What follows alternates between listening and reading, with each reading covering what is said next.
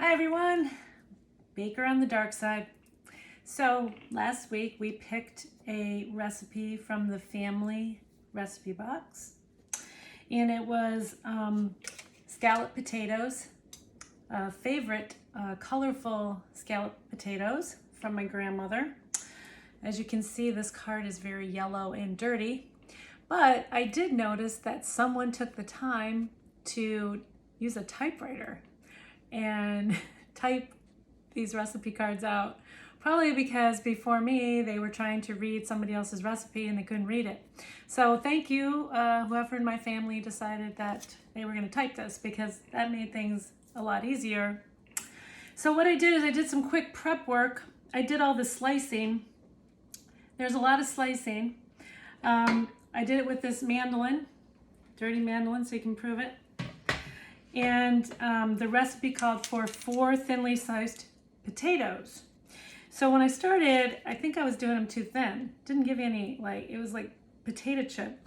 So then the second batch, I started to make them a little thicker. I don't know if you can tell, a little thicker. They are kind of discoloring right now. I just did them and now they're kind of changing color. I don't know why. Maybe some chef could tell me. I'm not sure if that's good or bad. And then I have 1 medium thin sliced onion. And then it told me to shred a carrot, which you can shred carrots very easily. But you cannot shred a bell pepper very easily. It is not good. Okay, but I did it, and that's what the recipe said to do, so I did it. So now it's telling me that I have to use a greased 1.5 quart dish. This is pretty darn close. And you're supposed to layer your potatoes. So I'm gonna layer these potatoes in here. It doesn't say how, no idea. It just says layer them in here. So I'm gonna layer them in here. I'm gonna assume that it's 1 layer. You just cover the bottom. I've never seen this done. Then you're supposed to put your onion slices over that first layer, and you do that. I don't know how many layers there are. We're gonna find out. Then you're going to sprinkle some of your carrot over the top, it says. I guess this is what makes it colorful. I have never seen this before in a scalloped potato, and I don't remember my grandmother doing this, but okay. So we're gonna go with it. Okay, so it looks pretty. Okay, and we're just gonna put on another layer of potato. And I'm just gonna keep going until I can't go anymore, but I know that I have to leave some room for the sauce, which comes later. So I'm still kind of layering this in here. Okay, like I said, no direction. All right, maybe another. Yeah, let's do that. I feel like there should be more potato in here, but okay. So there we go. I'm gonna sprinkle the next colorful section. Oh, I did it out of order. Is there an order? I don't know. Is there? Okay, I skipped the onions. I'm going back. So I'm gonna go back. It was only 4 medium potatoes, by the way. Whatever medium is. 1 medium onion, 1 medium carrot, and 1 medium pepper, any color. All right, I don't want to skip the pepper. Okay, there we go. Okay, I think I'm gonna get 2 more layers out of this. Let's see. I'm trying to do this as quickly as possible so that you are not bored. This is like not pretty. I don't know if this is right. I do think these potatoes were too thin, but we're gonna go with it. I did read, and it said that you're not supposed to rinse the potatoes because the starch helps make the creamy sauce. All right, so I'm going to layer this in there. I didn't leave any onion for this layer because I didn't know how many layers I was gonna have. Oh, so much pressure.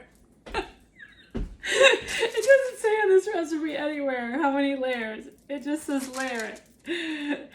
I like baking. It's more precise. Okay. Last layer of potato. I don't care. I'm going with it. Is it supposed to be pretty? Probably, because when you see the top, it's supposed to be pretty. So I saved the thinner ones for the top. Whether that's good or not, I don't know. And I'm gonna try to make this look pretty. I definitely think I have the right size pan. This is an 8x8 Pyrex pan. I'm gonna be a little short on potatoes, maybe. It said 4 medium. Maybe it's 4 large. Okay, it's gonna be close. It's gonna be close. It's not gonna be as pretty as I wanted it to be, but I think I got this done, and our prep is done. All right. Yeah, I'll put a few of these carrots and tomato on here. Why not? Okay, there we go. All right, there's our layers. And now we are going to make the sauce. See you on the other side. Hi everyone, Baker on the Dark Side. We're on this part 2 of making the favorite colorful scallop potatoes from my grandma. We're making the sauce. So I'm using a whisk, a plastic one, so I don't scratch my pan. And if you haven't gotten one of these pans, you should. They're awesome. It's called the Everyday Pan by Our Place. So it's absolutely awesome. It's a wonderful pan. Great customer service too, I might add. Okay, so here we are. I've melted 2 tablespoons of butter. It says that's what I need. It says that I'm going to add 2 tablespoons of flour. I used white organic all-purpose flour, and you're supposed to mix that together. And this is called a roux.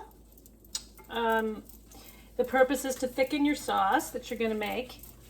And what you really want to do here is you want to cook out the flour taste. You don't want to taste flour in your sauce. So you're just going to kind of cook it a little bit. Not very long. You just want to make it smooth, see that? And then you don't want it to brown. The butter will brown. Okay, and so you've got that cooked pretty good. I do know this because we use a lot of this in baking too for custards.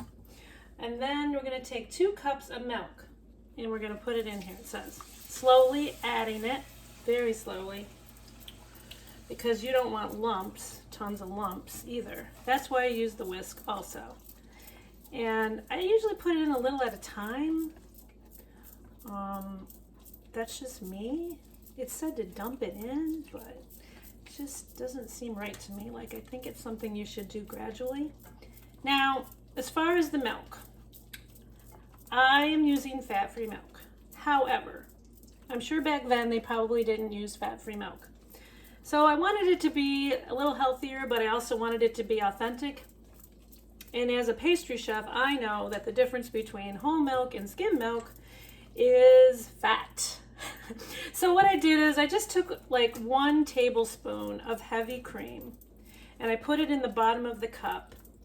And then I added the fat-free milk just to kind of increase the fat content, but not make it completely unhealthy.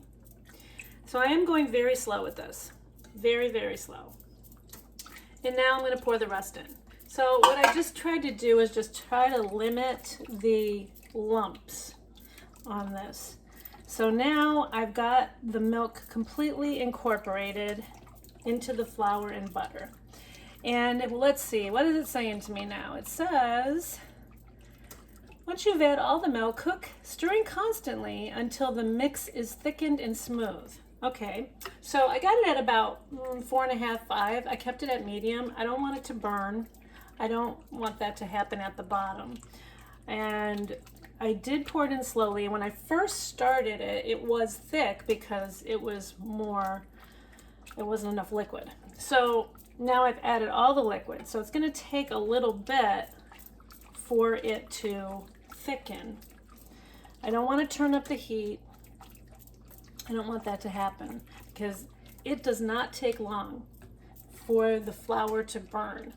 And I will tell you this, I have made many a pastry cream where it burned on the bottom. Not many, I won't say many, but enough to learn that you turn down the heat and you have patience, which is not my strong suit, if you haven't noticed already. So it's getting thicker. It says when it gets thicker that I'm supposed to add parsley. And it says chopped parsley. Doesn't say how much. I usually, at this time of year, have some leftover fresh parsley herbs, but I don't. So we're gonna have to go with dried. I still don't think this is thick enough. It's getting there, but it's not there. So we're just gonna hang out for a few minutes. I wanted you to see this process because I think this is probably the hardest part, besides all the prep work of thinning out your potatoes. The mandolin definitely works well. If you have a food processor like this one that has the slicing attachment, that does work pretty fast, but you got to cut the potatoes in half to get them to fit. So for potatoes, it probably doesn't work very well. So I don't know if you can see this, but we are getting thicker. Let's see if I can get you a little closer. So it is getting thicker. It's starting to kind of coat the bottom of the pan. You see that? It's coating the bottom of the pan. So this is what I was saying, that this is how your flour gets burned. I find this everyday pan is really awesome because it doesn't stick. I mean, I've baked and cooked a lot of things in this pan so far and it hasn't really stuck. But the key to the pan is that you can't put it on really high heat. I found that it does stick if you increase the heat too much. So here I am. I'm still stirring constantly. You see that? You see we're getting there. And it's definitely getting thicker. It doesn't really say like how thick it's supposed to be. I mean, I'm thinking of pastry cream and I know it's probably not that thick, but it's definitely thick. Definitely more like a white gravy. Still thick on the bottom, kind of coating the bottom of the pan. She really doesn't give me any instructions. So, Grandma, how do you know when it's done? You don't. So she says, put the parsley in. So it can't hurt to put the parsley in. I got a 2 tablespoon measure here. I think I'm just gonna put like 1 tablespoon in. I think 2 is too much. Okay, I'm not a big parsley fan, I don't think. All right. I think parsley was big way back when. All right, so parsley's in. So salt and pepper to taste. Everybody does that to their own liking. I don't use a lot. I'm using my light salt, not much. I can always season it later. That's always my opinion. I always laugh at like food shows where they say there's not enough salt. I'm like, give them a salt and pepper shaker. I mean, just give them a shaker. Let them add the salt. Okay, you know, everybody like has their own taste. All right, and a little pepper. You can always add the pepper later too. Now, normally, being who I am, I would have added some garlic powder to this. But Grandma didn't, so I'm not gonna. All right, it's looking pretty thick. It's looking pretty creamy. I think that we are thick and creamy. All right, so I am going to now see you on the prep side again. See you there. Hi, all right, third part. So see our sauce, it's like really thick. I hope you can see that. Can you see that, how thick it is? It's like a really nice cream sauce. Okay, so we're gonna, it says pour it over the top. So I'm gonna pour it over the top. Very gently, slowly, because I wanna make sure that all of the potato gets this creamy goodness. I mean, it looks good. It looks good. So, just gonna get all this out. Like I said, this pan is awesome. Get one if you don't have one. If you're looking for a Christmas gift for your mom. So I wanna like make sure I get it in the corners. I'm kind of like tilting it a little. I don't know. I'm sure it'll probably account for itself, but oh, that looks good. Smells freaking amazing. Oh, yes, it does. All right, I'm gonna bake it and we're gonna see what it looks like. it does say that you're supposed to add the shredded American or cheddar cheese, 1/3 of a cup. I'm gonna do that. That makes it au gratin, I heard from other people. So I like cheese, why not, right? Okay, so 1/3 of a cup of grated, I'm not grating American cheese, not happening. But I will grate some cheddar. So I will show you what it looks like when it's done baking. Bye. Hi everyone. Okay, the scalloped potatoes are done. I want you to get a close look at these babies. They smell amazing, like grandma, like home. So I want you to see them. So there they are. They look good. They smell good. All right. So all that's left is the tasting, right? Okay, so let's see what it happens. Now I will tell you that I found a mistake in the recipe. Grandma had said bake them uncovered for 45 minutes and then bake them another 45 minutes uncovered. So I think she meant covered the first time. So I covered them for the first 45 minutes.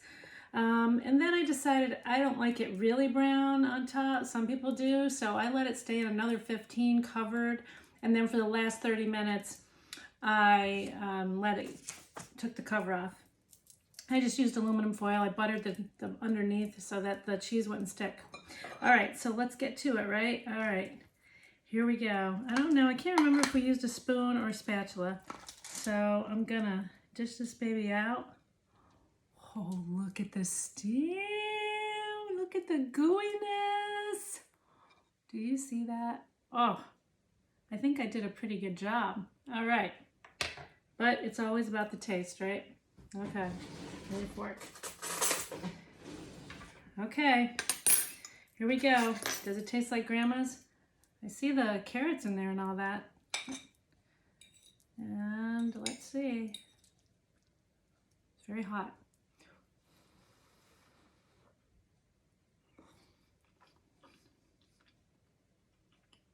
Mmm.